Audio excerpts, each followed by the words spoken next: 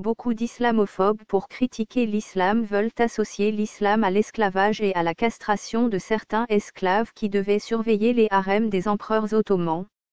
Le christianisme et même le judaïsme et le bouddhisme sont des religions beaucoup plus cruelles et responsables d'un esclavagisme à une échelle industrielle, de génocides et de colonisation sauvage et barbare, surtout comparé à l'islam, car les musulmans n'ont jamais commis de génocide et le racisme n'existe pas en islam ni la logique de caste.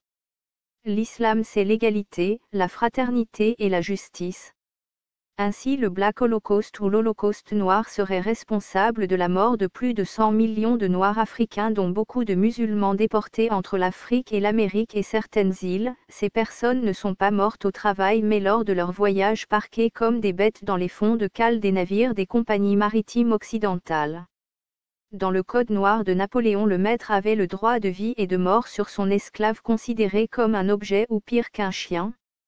Par contre, le statut des esclaves dans l'Empire ottoman leur permettait, après une certaine période ou la conversion à l'islam, d'accéder à de hautes fonctions de l'État, de devenir des professeurs d'université, des savants ou des médecins ou des généraux dans l'armée ottomane ou des ministres, ou de devenir des conseillers et même de devenir empereurs de l'Empire ottoman.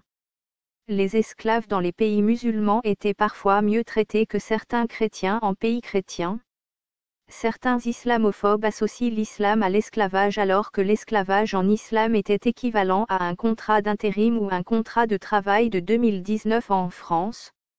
Ainsi, dans l'Empire ottoman, un esclave pouvait devenir militaire ou policier ou ministre-préfet. Le statut des esclaves dans l'Empire ottoman était meilleur que celui des pauvres dans les pays chrétiens.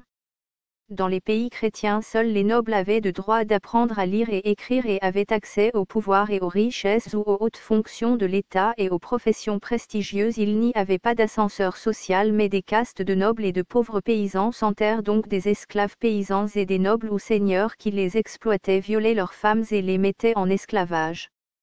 Dans les pays musulmans, seul le talent et les compétences de chacun comptaient, pas comme en Europe chrétienne où seuls les nobles avaient droit au meilleur métier même s'ils étaient incompétents. Ainsi, les soldats espagnols d'Oran préféraient déserter et demander l'asile à Alger. Ils préféraient être esclaves chez les musulmans comme soi-disant libres dans l'armée espagnole où ils étaient affamés et fouettés pour des motifs futiles.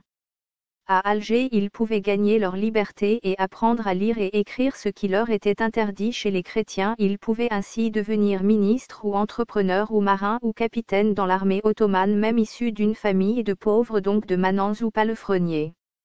En ce qui concerne les esclaves castrés, ils étaient en majorité offerts par les rois chrétiens ou bouddhistes comme cadeau à l'Empire ottoman pour entretenir de bons rapports diplomatiques, car en vérité les mutilations sont interdites en islam, que cela soit sur les animaux ou les humains. Ainsi, les musulmans ne castraient pas les taureaux comme les Européens et ne marquaient pas au fer rouge leur bétail.